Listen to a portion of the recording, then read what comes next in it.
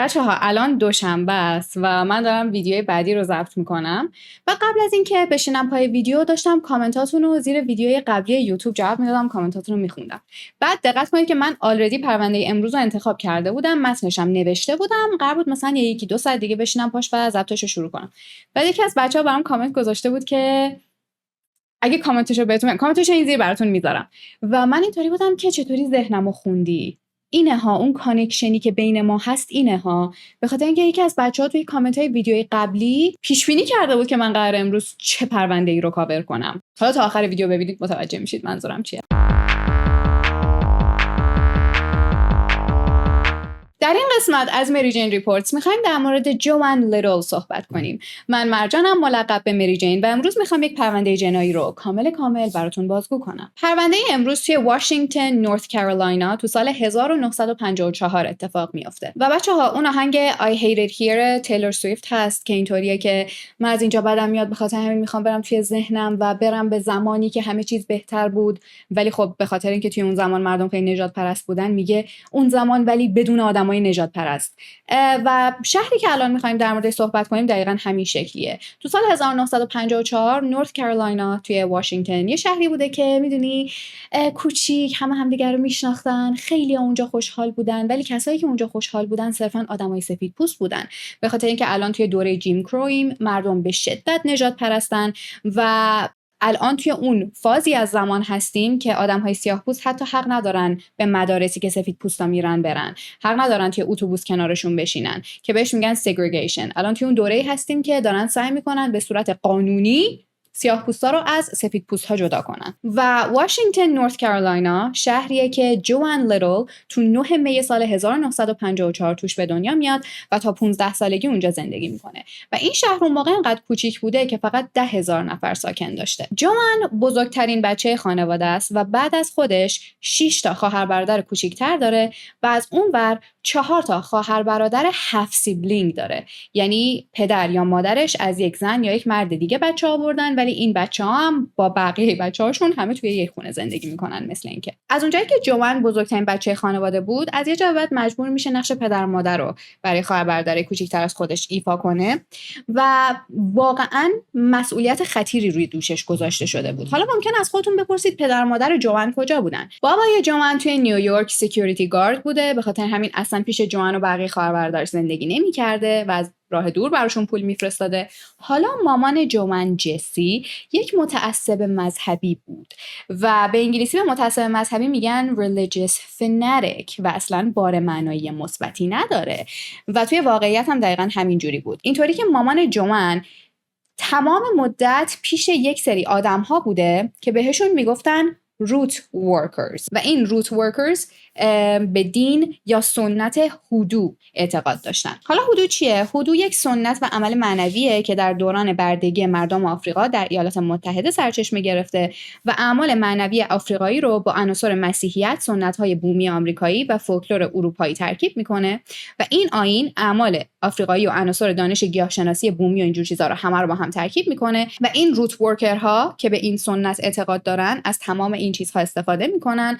تا با کمک یک سری موادهای مختلف، معجون‌هایی که درست میکنن و دعاهایی که میپیچن به مردم کمک کنن تا مثلا مشکلاتشون حل بشه یا اتفاقاتی که میخوان توی زندگیشون بیفته. و جسی 24 ساعته پیش روت ورکرهای شهر خودشون بوده و جوان از اول مجبور بوده نقش مادر رو برای خواهر برادری کوچیک‌تر از خودش ایفا کنه و وقتی که کلاس 9 یا 10 مدرسه بوده، جوان حتی مجبور میشه خارج از خونه هم کار کنه تا بتونه کمک خرج خانواده‌اش باشه. مثلا یه مدت به عنوان پیشخدمت کار می‌کرده، یه مدت توی شرکت‌ها و کارخونه‌های مختلف کار می‌کرده و تمام این فشارهایی که روش بوده، فشار کار، فشار خانواده، فشار شخصی تو سن به اون کمی، باعث میشه که از یه جا به بعد جوان شروع کنه از خونه فرار کردن که من کاملا بهش حق میدم. یعنی توی این کیس فرار کردن از خونه کاملا منطقیه، به خاطر اینکه کل مسئولیت‌ها تو داری پشت سر میذاری. حالا به خاطر شرایط خانوادگی جوان یه مددکار اجتماعی داشته اون موقع وقتی نوجوان بوده که خانومی بوده به اسم جین نیلسون. Is Jean a woman's name? I guess so. Yeah. و جین در توصیف جوان گفته که جوان یک اسکیپ آرتیسته، یعنی کسیه که فوق‌العاده میتونه فرار کنه از شرایط مختلف. اسکیپ آرتیست مثلا به کسایی میگن که بانک میزنن یا میرن دزدی میکنن و مثلا اسکیپ آرتیستن، خیلی خوب میتونن فرار کنن. همچنین به هوش و ذکاوت جوان هم اشاره کرده بوده و بهش گفته بوده با این هوشی که تو داری مطمئنم یه روزی میتونی کارهای خیلی خوبی انجام بدی. متاسفانه از اینجا به بعد زندگی جوان قراره یکم به بیراهه کشیده بشه. الان مثلا 15-16 سالشه و با یک سری دوستای ناباب دوست میشه و اینا با هم دیگه شروع میکنن جرایم جزئی انجام دادن. دزدی میکردن، وارد خونه مردم میشدن که بی اجازه وارد شدن خودش یک جرمه، بعد میرفتن از داخل خونه دزدی میکردن. کلا از این بچهای ناباب شهر بودن، اراذل اوباش. خب و جوان همش با قانون درگیر میشده، به خاطر این کاراش دستگیر میشده. ولی از اونجایی که زیر سن قانونی بوده نمیتونستن حکم خیلی عجیب و غریب براش ببرن. تو سال 1968 جسی دست به کار میشه تا از دادگاه یه حکمی بگیره که بگه بچه من از ایناست که خیلی از مدرسه فرار میکنه، از خونه فرار میکنه و با اتکا به اون حکم جوانو بفرسته یه مدرسه شبانه روزی دخترونه. چند هفته بعد از فرستاده شدن جوان به این مدرسه، جوان از اونجا هم فرار میکنه و سوار ماشین میشه برمیگرده واشنگتن. و وقتی که مامانش متوجه میشه جوان بی اجازه از مدرسه فرار کرده، برای اینکه مشکلی برای دخترش پیش نیاد میره مدرسه و یه برگه رو امضا میکنه که من خودم دخترمو ترخیص کردم و از این مدرسه آوردم بیرون. بعد از این تصمیم میگیره جوان رو بفرسته فیلادلفیا تا پیش چند تا از اعضای خانواده‌اش زندگی کنه تا یکم از این دوستای نابابی که توی شهر خودشون پیدا کرده بوده دور باشه. و اونجا جوان از دبیرستان فارغ التحصیل میشه، ولی 3 هفته بعد تایرویدش بود میکنه و مجبور میشه برگرده نورت کارولاینا پیش اعضای خانواده خودش تا اونجا بتونه عمل جراحیشو انجام بده. الان در حال حاضر جوان 18 سالشه، از دبیرستان فارغ التحصیل شده، برگشته پیش خانواده خودش و همه امیدوارن جوان از اینجا به بعد بتونه توی مسیر درست قدم بذاره. ولی بعد تو سال 1973 وقتی که 19-20 سالش بوده با یک مردی آشنا میشه به اسم جولیوس راجرز و جولیوس سردسته اراذل اوباشای اون شهر بوده، از جوان بزرگتر بوده و همه به اسم کسی میشناختنش که زندگی خیلی پرخطری داره و کارهای خطرناک میکنه. همه توی شهر میدونستن جولیوس چه سبک زندگی داره و چه جور آدمیه. ولی جوان و جولیوس خیلی زود به هم دیگه علاقه‌مند میشن، وارد رابطه میشن و حتی توی یک خونه با هم دیگه زندگی میکردن و به شهرهای مختلف هم با هم دیگه سفر میکردن. ولی اینجا جوان و جولیوس تصمیم میگیرن یک اکیپ اراذل اوباش تشکیل بدن و شروع کنن دزدی کردن تا زندگیشون بگذره. و یه چیزی هم هستا، وقتی یه آدم خاصی از یک طبقه اجتماعی خاص هستی و مثلا بک‌گراند زندگی جوان و جایی هم که توی زندگی میکنم تاثیر داره دیگه، یه جورایی ناخودآگاه بخوای نخوای به سمت جرم کشیده میشی و جوان هم افتاده بوده توی اون سراشیبی جرم. به خاطر همین تنها راهی که فکر میکرده میتونه به زندگیش ادامه بده همین جرایم مختلف مرتکب شدن بوده و الان حتی یکی از داداش‌های جوان هم توی این اکیپشون بوده، اکیپ خانوادگی الان. ولی متاسفانه جرائمی که جوان الان داره مرتکب میشه رو داره توی سن 20 سالگی مرتکب میشه. به خاطر همین اگر دستگیر میشده چیز خوبی در انتظارش نبوده. برخلاف گذشته که دستگیر میشده ولی بعد آزاد میشده، الان دیگه به سن قانونی رسیده بوده. و بعد از اینکه جوان برای یک سری دزدی و داشتن اسلحه و اینجور چیزا دستگیر میشه، این بار تمام اکیپشون توی دادگاه احضار میشن و داداش کوچیکش هم به خاطر کارهایی که کرده بوده میافته زندان تو سال 74. توی اکیپ اینا 2 تا بچه زیر سن قانونی هم بودن و اونا هم میافتن زندان و اون 2 نفر اصلا تایم خوبی رو داشتن توی زندان نمیگذروندن، به خاطر اینکه به گفته اون 2 نفر کارکنان اون زندان داشتن بهشون تعرض جنسی میکردن و متاسفانه سرنوشت جوان قرار بوده خیلی شبیه داستان زندگی اون 2 نفری باشه که بهتون گفتم قبل از جوان افتادن زندان. تو 4 جون سال 1974 جوان لیدل 20 ساله محکوم میشه به 10 سال زندان. حالا اینجا جوان یک حق انتخاب داشته. جوان میتونسته از بین 2 تا زندان انتخاب کنه. یک زندان که توی یک شهر دیگه بوده ولی زندان کاملا زنونه بوده، یا زندان شهر خودشون که یک زندانی بوده به اسم بوفورت کانتی. و جوان انتخاب میکنه بیفته توی همین زندانی که توی شهر خودشون بوده، به خاطر اینکه میخواسته به اعضای خانواده‌اش نزدیکتر باشه، مخصوصا به خاطر اینکه خانواده جوان داشتن سعی میکردن پول وثیقه براش جور کنن و جوان امیدوار بوده که بتونه زودتر از زندان بیاد بیرون. ولی اینجا یک چیزی هست، اونم این که زندانی که در نهایت جوان انتخاب میکنه و بهش فرستاده میشه زندان مردونه بوده. این به این معنی بوده که جوان تنها زن اون زندان بوده و نه تنها جوان تنها زن اون زندان بوده بین زندانیا، بلکه یه دونه زن هم بین کارکنان اون زندان وجود نداشته، همه مرد بودن و این قرار بوده شرایط رو خیلی برای جوان سخت بکنه. ولی خب جوان اولین بارشه که داره میره زندان، اصلا نمیدونسته که زندان همینطوری خیلی خطرناکه. وای به شرایطی که تو تنها زن یک زندان باشی. یکم بیایید در مورد ظاهر جوان صحبت کنیم. جوان یک دختر 20 ساله خیلی خیلی ریزه‌میز است. از لحاظ فیزیکی خیلی ریزه‌میز است و از اینایی هم نیستش که خیلی خشن باشه. میدونی جرایمی هم که تا الان مرتکب شده بیشتر دزدی بوده، خفتگیر نیست. از این بابت هم آدم قلدری نیست. بعد از اینکه جوان میره به این زندان متوجه میشه که زندگی کردن توی یک زندان کاملا مردونه خیلی سخته، به خاطر اینکه خیلی معذب بوده 24 ساعته. مثلا توی تمام حموم‌ها و دستشویی‌ها دوربین مدار بسته وجود داشته، به خاطر اینکه بعضی زندانی‌ها رو زیر نظر می‌گرفتن، ولی جوان از تصور اینکه مردم میتونن ببیننش در حال دوش گرفتن خیلی معذب بوده. یه روز وقتی می‌خواسته دوش بگیره توی اتاقش، مثلا اینکه توی سلولش یک بخشی بوده که حموم دستشویی بوده، جوان میره دوربین توی اتاقش رو با ملافه تختش میپوشونه تا بتونه دوش بگیره، ولی همون لحظه تمام گاردای زندان میریزن توی سلولش و تمام پتوها و دوشکاش رو به عنوان مجازات برمی‌دارن، به خاطر اینکه زندانی‌ها حق نداشتن دوربین رو بپوشونن. 3 ماه بعد از زندانی شدن جوان توی اون زندان، تو تاریخ 27 آگوست سال 1974 یک اتفاق خیلی سرنوشت ساز برای جوان میفته. هم برای جوان هم برای اون آدم دیگه‌ای که اون شب پا به سلول جوان میذاره. به گفته جوان، اون شب یکی از کارکنان زندان که یک مرد سفیدپوست 62 ساله به اسم کلرنس علی گود بوده، طرفای نیمه شب هی شروع میکنه به سلول جوان رفت و آمد کردن. یه بار براش ساندویچ میبره، یه بار براش چند تا سیگار میبره و جوان اینطوری بوده که مرسی ولی من اینا رو نمیخوام، چون تو در ازاش یک چیزی از من میخوای دیگه و پول هم که قبول نمیکنی و من اصلا پولی هم ندارم که بخوام بهت بدم، پس لطفا برای من اینجور چیزا رو نیار، اصلا من نمیخوام. ولی کلرنس داشته اصرار میکرده و دفعه سوم چهارم که کلرنس دوباره برمیگرده اتاق جوان، ساعت شده بوده 2-3 شب، وقتی که همه خوابن، دیگه نظارتی خیلی توی زندان نیست و جوان میدونسته که کلرنس این بار برای گرفتن هزینه چیزهایی که سر شب بهش داده بوده اومده توی اتاقش و کلرنس هم اصلا خجالتی نبوده، خیلی راحت داشته درخواستش رو مطرح میکرده و داشته به جوان میگفته که به خاطر چیزایی که بهت دادم الان تو در ازاش باید خدمات جنسی برای من انجام بدی، که این حتی خدمات جنسی هم نمیشه بهش گفت، این تجاوز به معنای واقعی کلمه است. تو کسی هستی که در جایگاه قدرتی و اون آدم اینجا دستش به هیچ جا بند نیست، تو صرفا یه چیزی براش بردی که الان بگی این در ازای اون. میدونی چی میگم؟ و خود کلرنس هم اینو میدونسته و کلرنس این بار یک یخشکن همراه خودش برده بوده، سلاحی که میخواسته ازش برای تهدید کردن جوان استفاده بکنه. حالا اصلا چرا اینا یخشکن داشتن توی زندان؟ به خاطر اینکه گاردای زندان از یخشکن برای باز کردن لوله ها و چاه حموم که گرفته بوده استفاده میکردن و الان کلرنس این یخشکن رو به عنوان سلاح با خودش برده بوده توی اتاق و وقتی که جوان متوجه میشه که جونش واقعا در خطره و هیچ کس نیست که بخواد نجاتش بده، تصمیم میگیره که یه جورایی راه بیاد با کلرنس، چون جوان یه دختر خیلی کوچولو موچولوه و کلرنس یک مرد 62 ساله‌ای بوده که حداقل 3 برابر جوان بوده از لحاظ فیزیکی و جوان یه جورایی به درخواست‌های کلرنس تن میده و بعد از اینکه کلرنس خوشحال میشه، به شادی میرسه، بوم، رو تخت نشسته بوده و اینجوری بوده که چه زندگی خوبی من دارم به عنوان گارد زندان، 62 ساله دارم این کارو میکنم، میدونی خیلی خوبه. و کلرنس زن و بچه داشته ها، خودی زن و بچه داشته.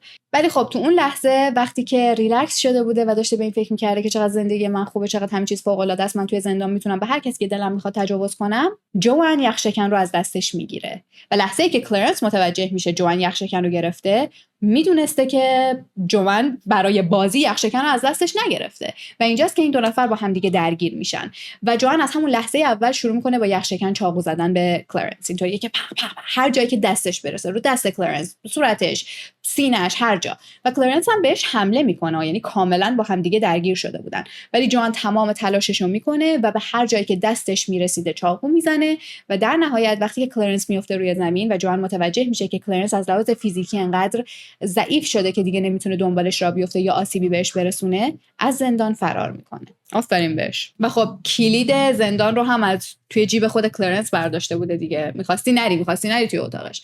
خلاصه جوان از زندان فرار میکنه، میره خونه یکی از اعضای خانواده‌اش که نزدیک زندان زندگی میکرده، ولی وقتی جوان میرسه خونه فامیلشون، اخبار فرار کردنش از زندان همه جا پخش شده بوده، به خاطر همین فامیلش میترسه به جوان امان بده و بهش میگه ببین من نمیخوام قاطی این ماجرا بشم، خواهش میکنم برو یه جای دیگه.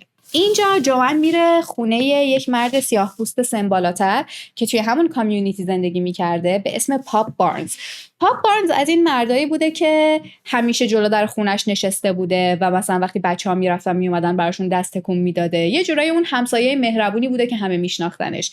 و وقتی که پاپ بارنز جوان رو تو اون شرایط میبینه متوجه میشه که جوان واقعا به کمک نیاز داره. به خاطر همین تصمیم میگیره به جوان پناه بده توی خونش، به حدی که وقتی پلیس در به در داشتن دنبال جوان میگشتن و داشتن در تمام خونه های اون منطقه رو میزدن، پاپ بارنز هیچ اطلاعاتی به پلیس نمیده و اینجوریه که نه من نمیدونم کجاست. یعنی حتی خودش رو هم در خطر قرار میده برای حمایت کردن از جوان. حالا شرایط جوان واقعا خاصه توی این پرونده، به خاطر اینکه جوان الان توی شرایط و برهه تاریخی خیلی خیلی نژاد پرستی داره زندگی میکنه و چیزی که توی اخبار پخش کرده بودن این بوده: زندانی سیاه پوست گارد زندان سفید پوست بیگناه بدبخت را به قتل رساند و الان فرار کرده و این آدم خیلی خطرناکه و ما هر چه سریعتر باید بگیریمش.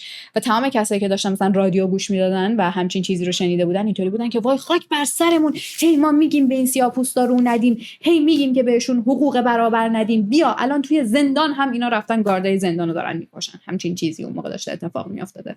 الان جوان تو خونه پاپ بارنز قایم شده و همه آدما دارن در مورد جوان صحبت میکنن. تمام شبکه‌های تلویزیون، اخبار، رادیو، مجله‌ها، همه دارن در مورد این قضیه صحبت میکنن و همه دارن به این اشاره میکنن که یک زن سیاه‌پوست یک مرد سفیدپوست رو به قتل رسونده. و این بین همینطوری که همه داشتن صحبت میکردن و تجربیات خودشون رو ارائه میدادن، یه سریا میان میگن که کلرنس الیگود از این کارا زیاد میکرده. مثلا زندانیای دیگه، کسایی که قبلا توی زندان بودن و با کلرنس مواجه شده بودن، همه میان میگن که کلرنس خیلی این کارو میکرد. میومد سیگار و مجله و چیزایی که ما توی زندان ممکن بود بهش نیاز داشته باشیم و بهمون میداد و بعد میگفت در ازاش شما باید بذارید من بهتون تجاوز کنم و با من رابطه جنسی داشته باشید. و این کاملا عادی بوده. حتی کسایی که کلرنس رو میشناختن هم دوستش بودن هم میدونستن کلرنس داره این کارو میکنه. ولی اوه بچه‌ها، قبل از اینکه در مورد صحبت‌های یکی از دوستای کلرنس باهاتون صحبت کنم، میخوام بهتون بگم که رئیس اون زندان بعد از اینکه این اخبار به گوشش میرسه و مجبور بوده یک صحبتی توی میدیا از خودش ارائه بده، در توصیف این اتفاق چی میگه؟ رئیس زندان میاد میگه کلرنس از بین تمام کسایی که من تا حالا باهاشون کار کردم از همه بیشتر کارشو جدی میگرفت و من خیلی بهش اعتماد داشتم. اوکی. و بیسیکلی میگه من اصلا نمیدونستم که همچین اتفاقی داره توی زندان من میافته. حالا یکی از دوستای کلرنس میاد با رسانه‌ها صحبت میکنه و میگه ببینید اوکی من میپذیرم این سمتش رو که شاید کلرنس توی زندان با یک سری ها رابطه برقرار میکرده، ولی با شناختی که من از کلرنس داشتم، این آدم انقدر نژاد پرست بود که امکان نداره دلش بخواد به یک آدم سیاه پوست تجاوز بکنه یا هیچ گونه رابطه جنسی باش داشته باشه. دقت کنید که اینا از کلمه تجاوز استفاده نمیکنن، اصلا از کلمه تجاوز استفاده نمیکنن. اصلا کانسپت تجاوز اون موقع مطرح نبوده توی جامعه، مخصوصا در حق یک زن سیاه پوست. خب ولی من دارم ازش استفاده میکنم به خاطر اینکه دلم نمیخواد توی همچین کانسپتی از کلمه رابطه جنسی استفاده کنم، چون رابطه جنسی یه چیز دو طرف است، این تجاوزه. ولی دوستش اینطوریه که نه، کلرنس برای انجام دادن همچین کاری با یک آدم سیاه پوست زیادی نژاد پرست بود. من فکر نمی‌کنم همچین کاری کرده باشه.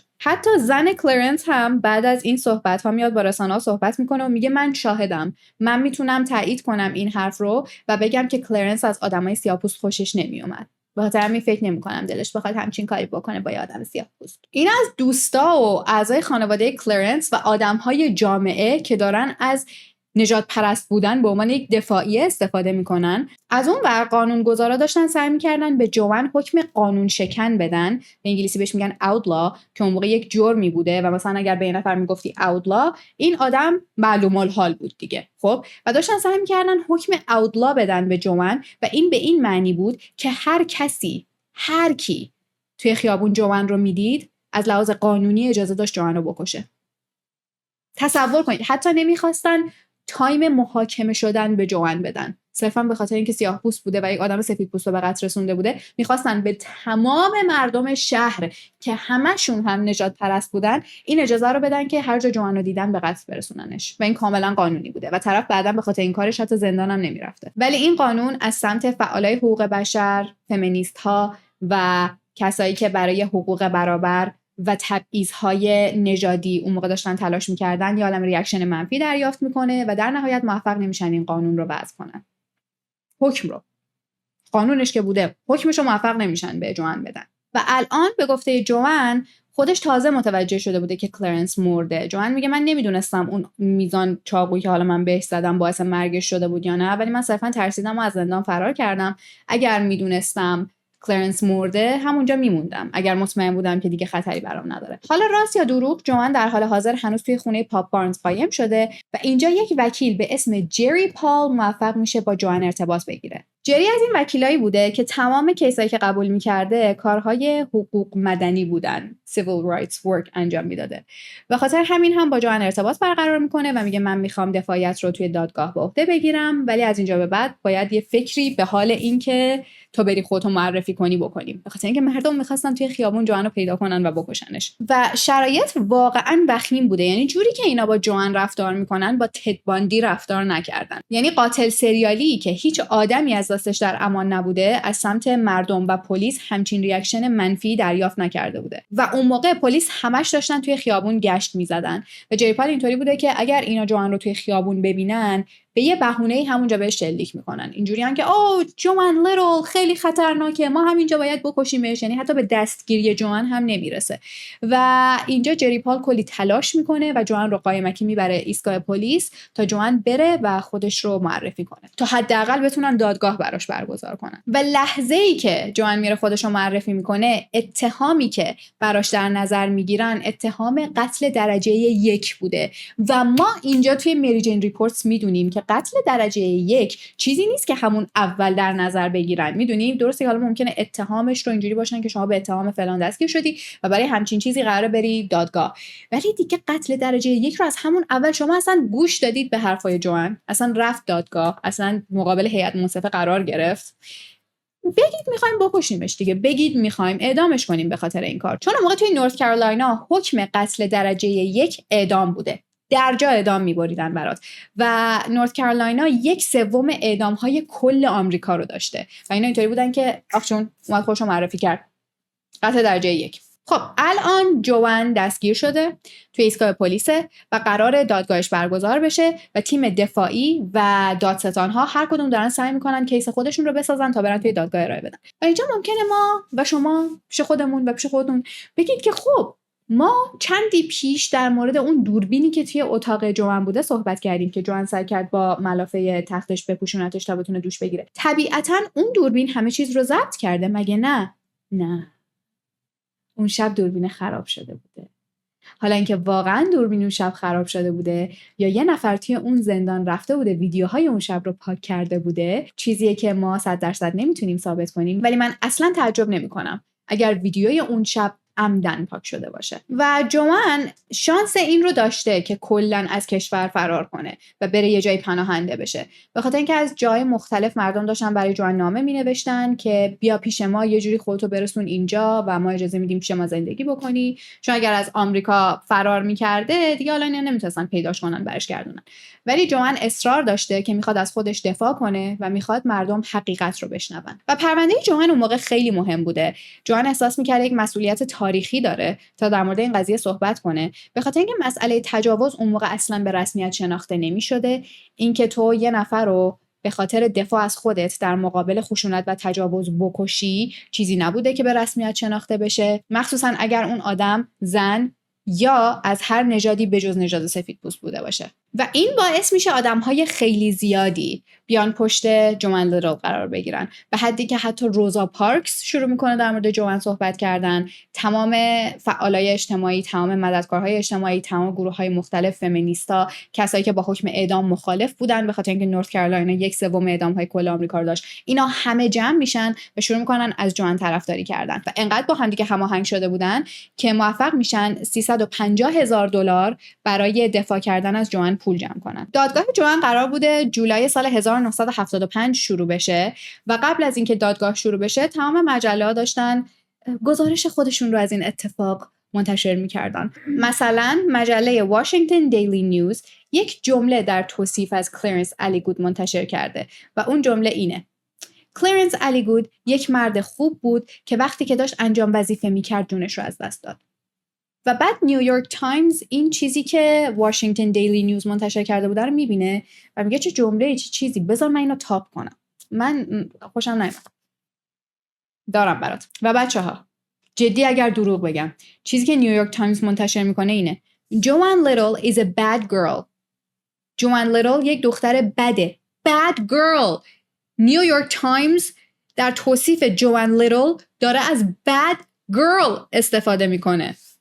خجالت آوره. کی اینو نوشته؟ هر کسی که اینو نوشته بوده باید اخراج بشه. گفته جوان لیتل یک دختر بده که کلرنس الیگود رو گول زده و با هدف قتل درجه 1 و فرار کردن از زندان کشوندتش توی سلول خودش و بعد نقشش رو عملی کرده. Bad girl جوان. یه خانم دیگه ای هم که توی کامیونیتی زندگی میکرده میاد توی رسانه ها یک جمله از خودش ایراد میکنه و من واقعا دوست دارم نظر شما رو در مورد مفهوم این جمله بدونم توی کامنت ها بچه‌ها. این خانم میاد به رسانه ها میگه حتی دختری که بی‌حیاست و با همه رابطه جنسی برقرار میکنه حق اینو داره که انتخاب کنه چه کسی بهش تجاوز داره میکنه. و من نمیدونم داره از جوان دفاع میکنه یا داره به جوان توهین میکنه. اون شب بعد از اینکه جوان کلرنس رو به قتل میرسونه و سلولش فرار میکنه، یکی دیگه از زندانبانها میاد جسد کلرنس رو توی سلول جوان پیدا میکنه و وقتی که جسد کلرنس پیدا میشه شلوار تنش نبوده، خاک بر سر، فقط بولیس تنش بوده، به صورت افتاده بوده روی زمین یا روی تخت جوان یا روی خود زمین، دور تا دورش خونی بوده و لباس جوان روی در سلول پیدا میشه، انگار پرت شده بوده روی در سلول و بعد زیر بدن کلرنس هدبند جوان رو پیدا میکنن. کاملا مشخص بوده که این دو نفر اینجا با هم دیگه درگیر شدن و نه تنها با هم درگیر شدن، قبلش یک اتفاق جنسی توی این سلول افتاده. پس چرا کلرنس شلوار پاش نیست؟ و مهمتر از همه اینا، کالبوت شکافی ثابت میکنه که مایه خوشحالی روی پای کلرنس بوده. خوشحالم شده بوده قبل از مردنش. و اوکی جوان داره دروغ میگه. یکی از پزشکای کالبوت شکاف میاد با دادگاه تماس میگیره و میگه من حاضرم توی دادگاه حاضر بشم و شهادت بدم که اینکه مایه خوشحالی روی پای کلرنس بوده میتونه ادعای جوان مبنی بر تجاوز قبل از قتل رو ثابت بکنه و من میخوام بیام چیز کنم، گزارش بدم. ولی دادگاه بهش میگن که نه، ما نمیخوایم از تو دیگه چیزی بشنویم، لطفاً دیگه به ما زنگ نزن.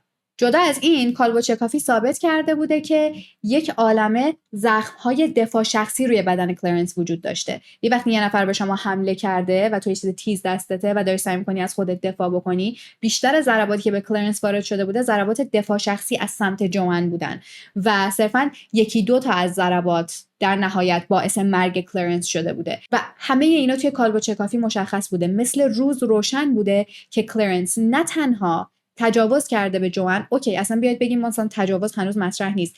وقتی یک زندانبان میره توی اتاق زندانی و میگه تو باید این کار رو انجام بدی، چه تو بدون چک و لغت انجامش بدی چه با چک و لغت انجامش بدی، در هر حال اون آدم داره از جایگاهش استفاده میکنه تا خدمات جنسی بگیره از تو، پس تجاوزه. و بعد 90% ضرباتی که روی بدن کلرنس بوده نشان از حمله فیزیکی کلرنس به جوان میداده. ولی باز همینا اینجوری بودن که قتل درجه 1. خب اینجا هم تیم دفاعی جوان هم دادستان‌ها داشتن به این فکر می‌کردن که مثلا دادگاه کجا باشه، هیئت منصفه کیا باشن. تیم دفاعی جوان خدا رو شکر به ذهنشون میرسه که از علوم اجتماعی کاربردی استفاده بکنن و بیان بگن که ما می‌خوایم در مورد اینکه هیئت منصفه کیا باشن صحبت کنیم. و این کانسپت صرفاً چند سال قبل از این، تو سال 1972 مطرح شده بوده، اینکه مهم هیئت منصفه کی باشن. برای مثال اینجا تیم دفاعی جوان داشتن میگفتن که ما باید بیایم یک تحقیقی بکنیم، ببینیم توی مثلا این چند تا ایالت مختلف مردم و هیئت منصفه مثلا سفید پوست چه رفتاری نسبت به مجرم های سیاه پوست دارن. آیا از قبل اینطوریان که این آدم خطرناکه، این آدم فلانه و باید حکم خیلی سنگینی بهش بدیم، یا حاضرن به دفاعیه اون آدم گوش بدن. و بعد از اینکه تیم دفاعی جوان این آمارگیری رو انجام میدن، میرن یک پرونده به دادگاه ارائه میدن و اینطوریان که آقای قاضی ما به این نتیجه رسیدیم که این ایالت همه نجات پرستن و ما نمیتونیم یک تیم هیئت منصفه داشته باشیم که همه سفید پوستن، به خاطر اینکه اینا 100% به دفاعیه جوان گوش نخواهند داد. و توی این نظرسنجی و آمارگیری همه برگشته بودن گفته بودن که ما فکر میکنیم زنهای سیاه پوست جنسی تر از زنهای سفید پوستن و از اون بر آدمهای سیاه پوست خطرناکتر از آدمهای سفید پوستن. و این ایده‌ایه که همیشه زنهای سیاه‌پوست و مخصوصا زنهای غیر سفیدپوست رو دنبال کردیم. خودمونم توی این کاتگوری قرار میگیریم. برای مثال زنای ژاپنی خیلی توی این کاتگوری قرار میگیرن. اگر دقت کنید توسط سفیدپوست‌ها خیلی جنسی بهشون نگاه میشه. These people are weird. اینجا جری پال وکیل جوان موفق میشه دادگاه جوان رو به شهر ریلی انتقال بده و اونجا قرار بوده هیئت منصفه نصف سیاه‌پوست و نصف سفیدپوست باشن و اینجا تیم دفاعی جوان انقدر خوب عمل کرده بودن که قبل از اینکه دادگاه جوان برگزار بشه دادگاه قبول کردن که اتهام قتل درجه 1 رو کاملا از روی میز بردارن و توی دادگاه تصمیم بگیرن این کاری که جوان کرده بود اصلا قتل درجه چندم بوده و این به این معنی بوده که الان حکم اعدام دیگه در مورد جوان مطرح نبوده. حالا بچه‌ها ببین اصلا این پرونده جوری که همه دارن سعی میکنن دمار از روزگار جوان در بیارن به خاطر اینکه جوان سیاه پوسته و یک مرد سفید پوست رو به قتل رسونده بوده، آدم میمونه چی بگه.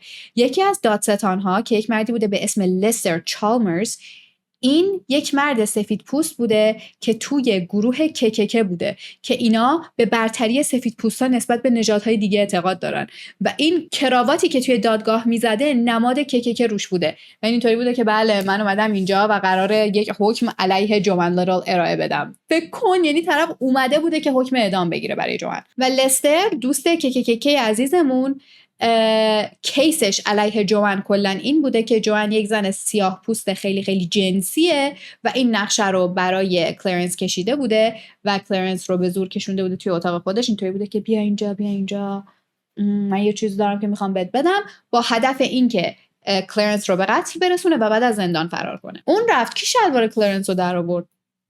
از شانس بد لستر که عزیز یه چند تا شاهد توی دادگاه حاضر میشن و شهادت میدن که کلرنس قبلا با اونها هم همین کارو کرده بوده و بهشون توی زندان تجاوز کرده بوده. این شاهدها 2 خانم بودن به نامهای فیلیس ان مور و آیدا می رابرسون که یکیشون هم آمریکایی بوده و فکر کنید تمام مدارک بر علیه کلرنس و دادستان‌ها بودن ولی اینا خیلی پررو بودن. خیلی بعد از اینکه این 2 نفر توی دادگاه حاضر میشن و شهادت میدن، تیم دادستانی اینطوریه که yes and که چی؟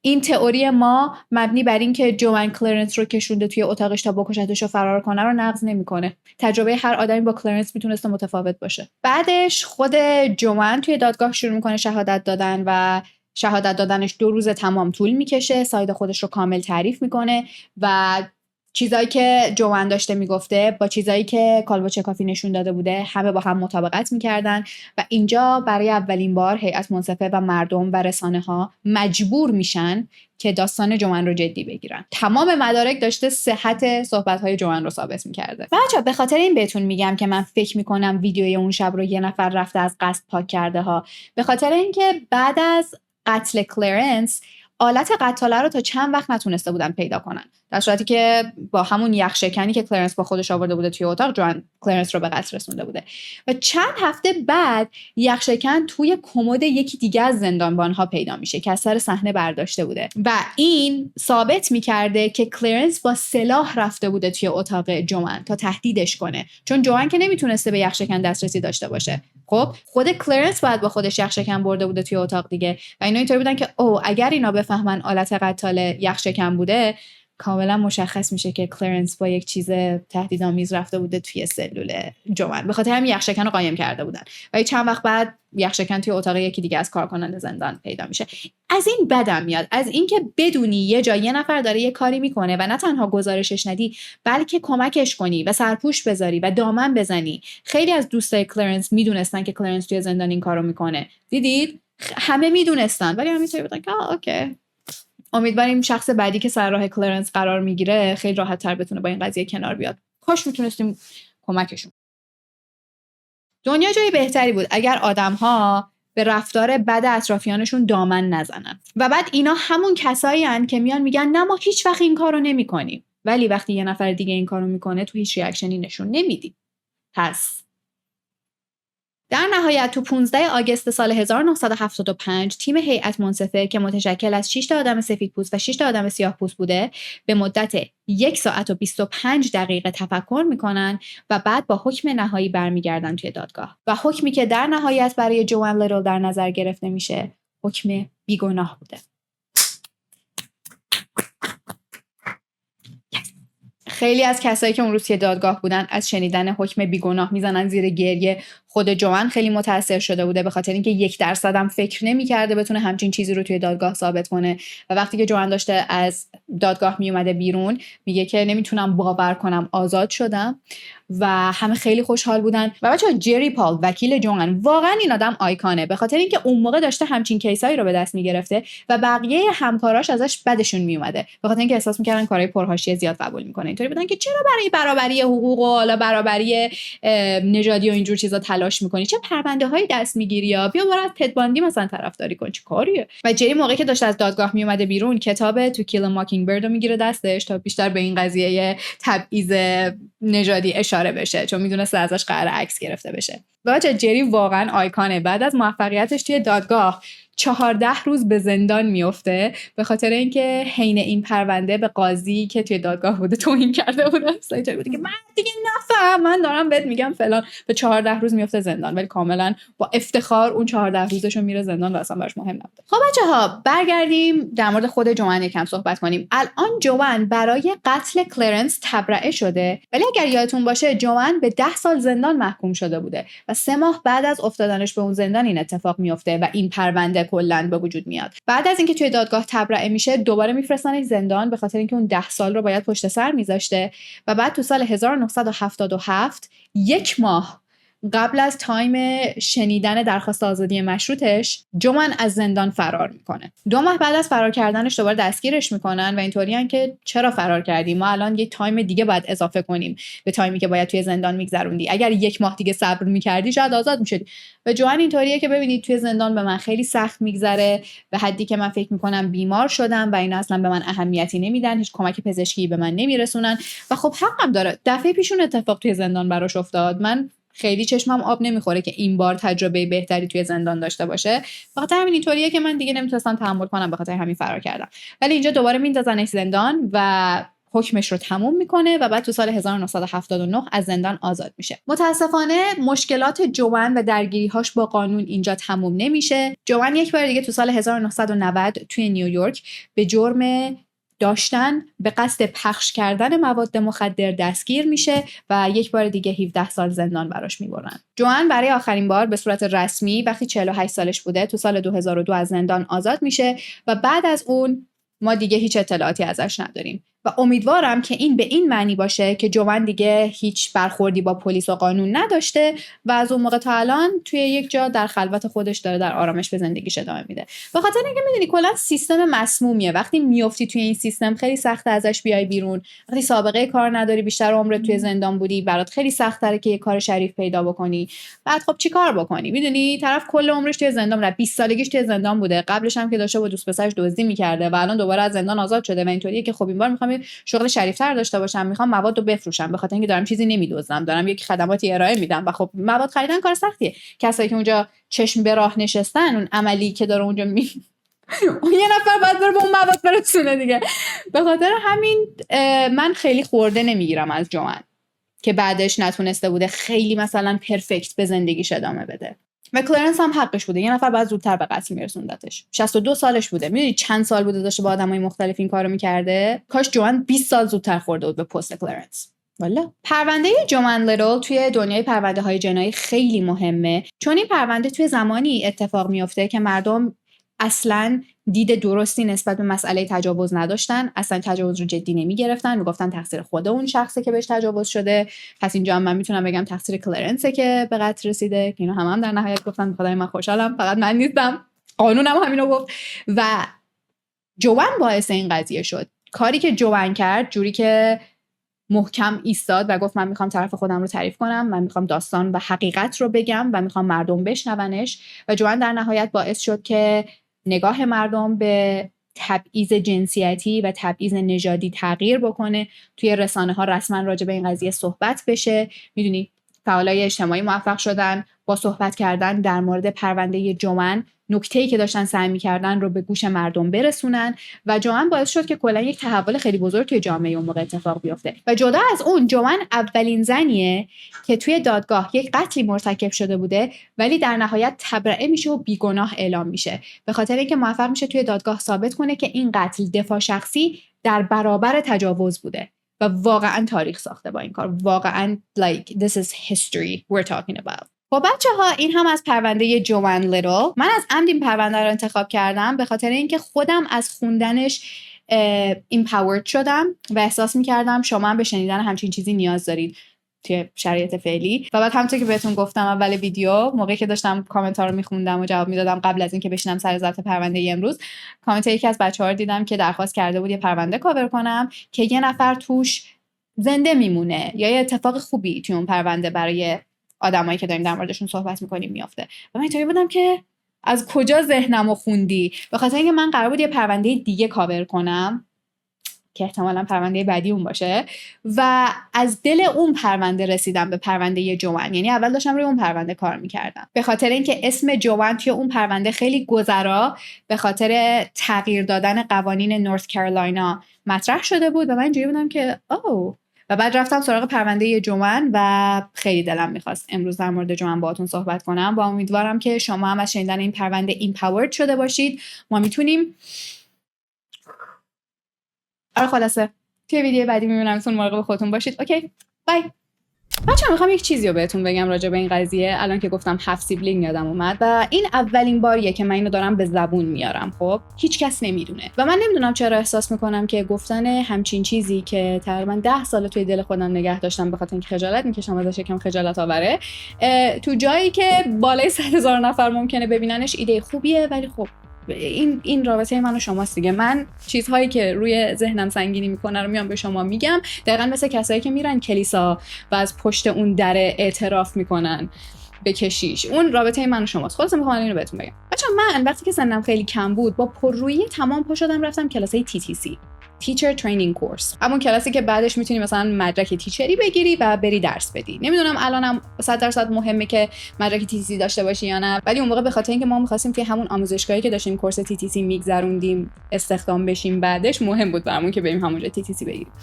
بعد زیر 18 سال راه نمیدادن تو کلاسای TTC، ولی خب من موقع 15 سالم بود، توی اون آموزشگاه خیلی منو دوست داشتن، زبانم خوب بود، سنم کم بود. دید وقتی یه نفر سنش کمه و توی یه کاری خیلی خوبه هر جایی که از همه بهش توجه میکنن. از اون موقع دیگه این اتفاق برای من نیفتاد. اون آخرین باری بود که تونستم طعم شیرین همچین چیزی رو بچشم. ولی خب استادم اومد ریشک رو گذاشت و اینطوری بود که خب مرجان توی کلاس TTC راه بریم. و من توی کلاس TTC خیلی خوب بودم، روی بخش روانشناسیش خیلی تمرکز می‌کردن که اوکی میدونیم زبانتون خوبه ولی به رخ کسی نکشید، اگر یه سوالی ازتون پرسیدن بلد نبودید چجوری جواب بدید. یعنی اینها چیزایی بود که مخصوصا توی کلاس TTC داشتن روش تمرکز می‌کردن.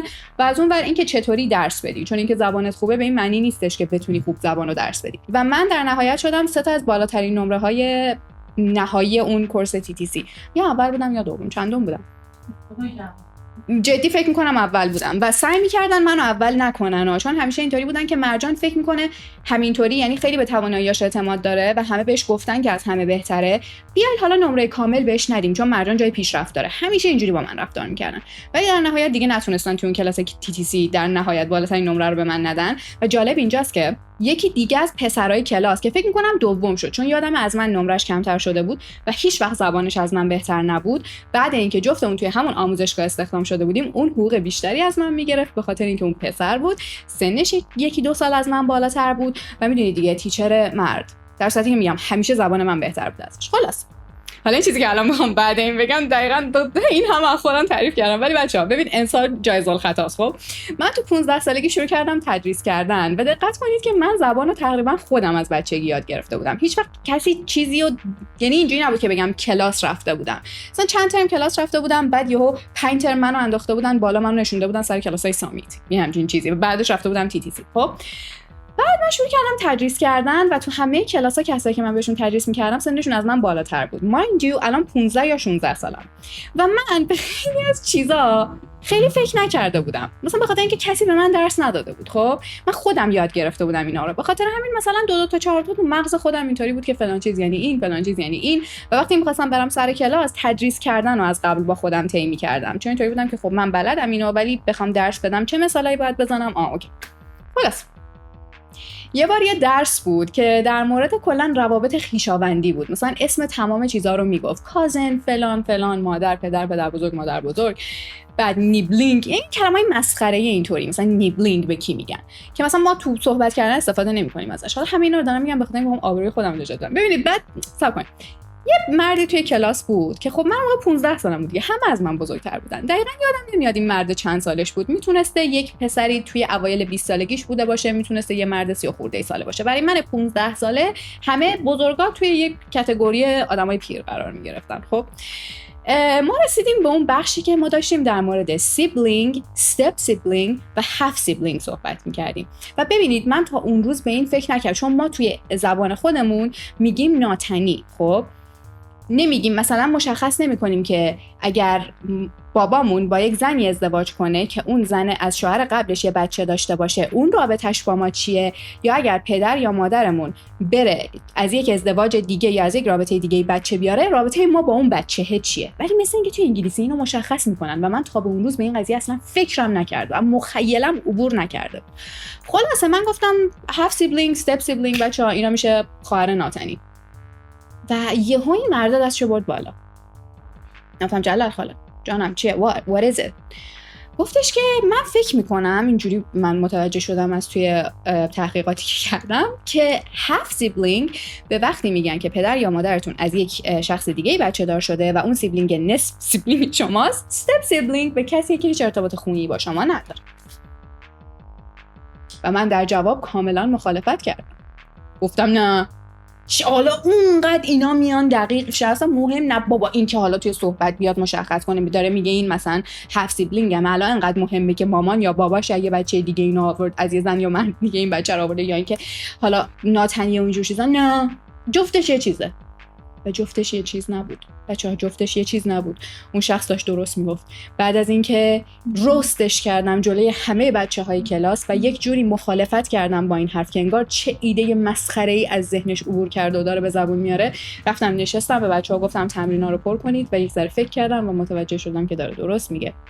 ولی آیا تصحیح کردم خودمو؟ نه، چون که توی کلاسای TTC با شما میگن اگه چیزی رو اشتباه کردی عبور کن ازش، چون بچه‌ها نباید اعتمادشون رو به شما از دست بدن. و من عبور کردم از روی این قضیه و به هیچ کس اینو نگفتم از اون روز به بعد، ولی این قضیه سال‌هاست روی ذهن من سنگینی میکنه. همیشه به این فکر میکنم که اون داشت درست میگفت و من رستش کردم جلوی همه. گفتم مگه آدم‌ها انقدر فضولن که به این فکر کنن طرف هفت سیبلینگشه یا مثلا استپ سیبلینگ چه فرقی با هم دیگه داره. و نمیدونم اون آدم الان کجاست، ولی از همین تریبون ازش معذرت میکنم به خاطر اینکه اون داشت درست میگفت و من در جواب رستش کردم و خیلی هم محکم و قاطعانه باهاش مخالفت کردم. همیشه خجالت میکشیدم این خاطره رو برای کسی بگم، به خاطر اینکه من مثلا مینازم به خودم که زبانم خوبه. یکی از چیزایی که مثلا من توشون خوبم، از بچگی بهم گفته بودن توش خوبی، من افتخار میکردم به این قضیه. الان دیگه نه، الان دیگه اصلا برام مهم نیست. که مثلا منظورتو برسونه کافیه، ولی بچه بودم برام مهم بود. خب میدونی.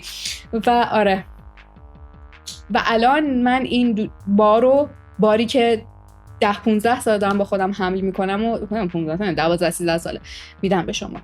ممنون که این تریبون رو در اختیار من قرار دادید تا من بتونم بالاخره این قضیه رو بگم و مجبور نشم تا ابد با خودم به دوش بکشم اینو. و حتی مامانم هم نگفته بودم. من امیدوارم اون آقای منو ببخشه. و متاسفانه آینده جوان هم و متاسفانه زندگی که در انتظار جوان بوده شباهت خیلی زیادی به همون دوتا دختر دیگه که توی اکیپشون بود و گفت چرا جملاتو طولانی میکنی الکی؟ و متاسفانه زندگی که در انتظار جوان بوده خیلی به وایسا. قبل از اینکه بهتون بگم دقیقاً اون شب چه اتفاقی توی سلول جوان میفته، بیاید در مورد تجربه کسی صحبت کنیم که اون صحنه رو بعد از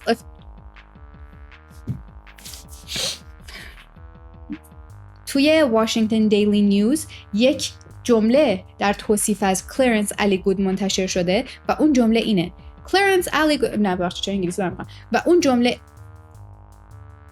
مثلا 3 ثانیه صبر کن، لازم نیست سریع بعد از یه اشتباهی که کردی جمله رو بگی وقتی که هنوز توی مغزت به این نتیجه نرسیدی که قراره اون جمله رو چجوری بگی. Give yourself a second. و من نمیدونم داره از جوان دفاع میکنه یا داره به جوان توهین میکنه. این همون قضیه همون ویدیو است که آقای میرن که تنها کسی رو ندارن بهشون توجه کنن. این خانمه اونه. من نمیتونم بفهمم که بالاخره طرف کیه، داره در دفاع از کی صحبت میکنه. خانم اینطوریه که کسایی که کسی رو توی خونه ندارن تا بهشون توجه بکنه، حق اینو دارن که انتخاب کنن چه کسی بهشون توجه میکنه. well yes. و این دوست کککی عزیزمون این یادم میاد که